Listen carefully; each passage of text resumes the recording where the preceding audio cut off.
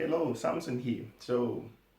It was supposed to be Friday's book review, but then due to certain unforeseen circumstances, I guess it's now Saturday's book review. Anyway, I was reading another book that I was supposed to not necessarily review, but I had to reread another one, which is Rework by Jason um, Fried. So the book is about startup businesses which are running, and businesses which want to grow. So in a nutshell, it's a business book. So the whole idea behind is so that you can get insights on how to grow businesses, and you can get insights on how to improve on businesses. So it's got several chapters which I want to give certain insights about, and some of the things that I learned from there. So the first one is the new reality.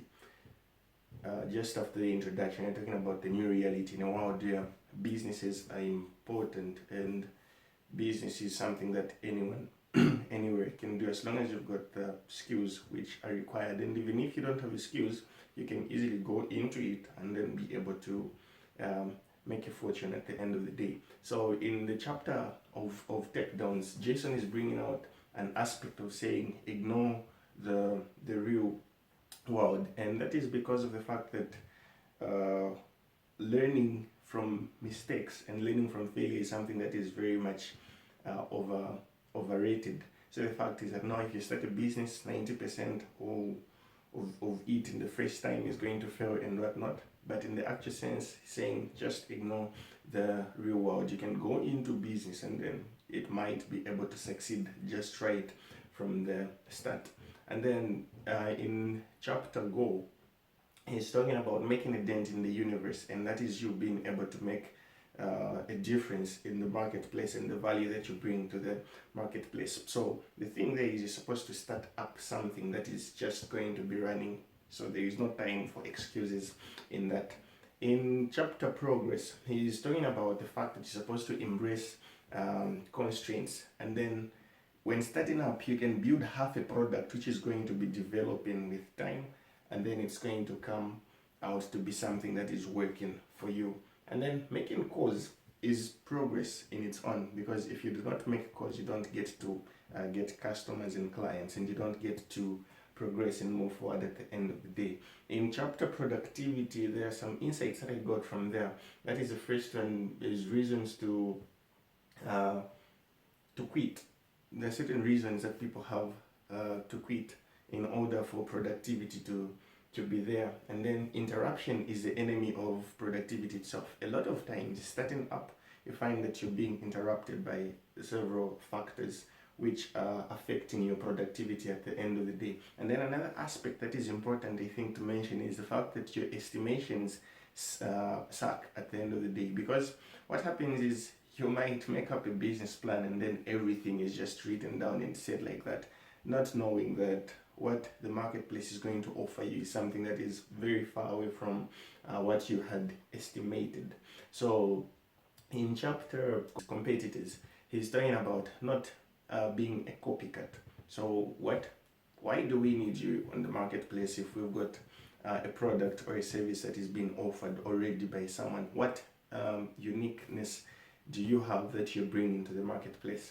And then pick up a fight is another aspect that is bringing out. If let's say you are in a certain field and then there are services and products being offered like that, what happens is if you have better services and better products to offer, then you can pick up a fight with people who are offering services by telling us what is it that is your uniqueness you're bringing to the marketplace and why we're supposed to buy your products. Then the chapter Evolution, say no by default. At times you get into trouble just by saying yes and yes, yes, most of the times, right? So say no at times by default, and then it's going to be helpful. You don't confuse enthusiasm with priority. So there are certain things that we just feel like, okay, I'm enthusiastic about this, but then it might not be a priority. So the two should be differentiated. So in the chapter Promotion, the funny or the fun thing rather, is the fact that you are supposed to welcome obscurity. So after welcoming obscurity, you can also build an audience, because at the end of the day, to grow in business, all you need is an audience, and you know who your target market is, relating to the fact that you know the type of services you are offering. In promotion, another thing is, let's emulate drug dealers. So when people get the addiction of your products and your services, just like drug dealers do, because people who need drugs addicted to them, what happens is they're just going to be in need of them. It is the same with whatever product or service you're bringing to the marketplace. And then the other thing is that marketing isn't a department, it is a lifestyle. So it's 24/7 and 365. It's not necessarily supposed to be a department in any business, but something that is a lifestyle of a business. And then chapter hiring, he's talking about do it yourself first. So when you get to do something yourself first, then you understand the nitty-gritties of how the business is supposed to be run. You know how to hire, and you know who to hire, and you know when to hire. And then when to hire is another thing now. You only hire when it hurts. You only hire when you need help. You only hire not because you feel you started making a lot of money, you started growing in a business. And then the chapter damage control, on your bad news. So the thing is, whenever there is something that is happening in your business that is not going right, the best thing to do is you make sure that you inform your customers. Speed changes everything at the end of the day. So the faster you bring out that fact to the marketplace, the faster it's going to be solved. And then in chapter culture, which is the last chapter, he's talking about we do not create a culture.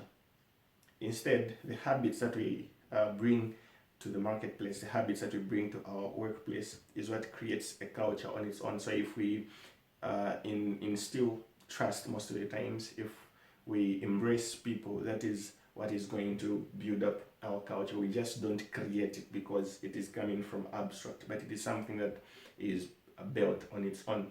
So they are not teens is something that got my attention as well.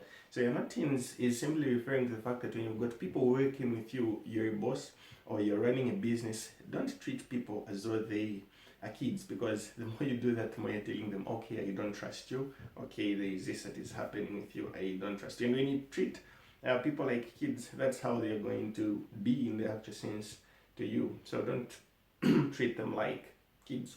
And then the last thing from the chapter of culture is the 4-letter words which are toxic to a business. That is need, that is can't, that is easy, and that is fast. So fast is a poison in the sense that you're looking at, okay, let's do it as soon as possible, but everything is supposed to fall in its own time. And then in chapter conclusion, inspiration is perishable. Ideas are long lasting. You can have an idea that you want to do something, and then you can have the inspiration, which is perishable. Jim Rohn says ideas are there to help us set goals, and then inspiration and motivation is there for us so that we can be emotionally stimulated to take action. So this was Rework. Till we meet in the next segment, I am checking out.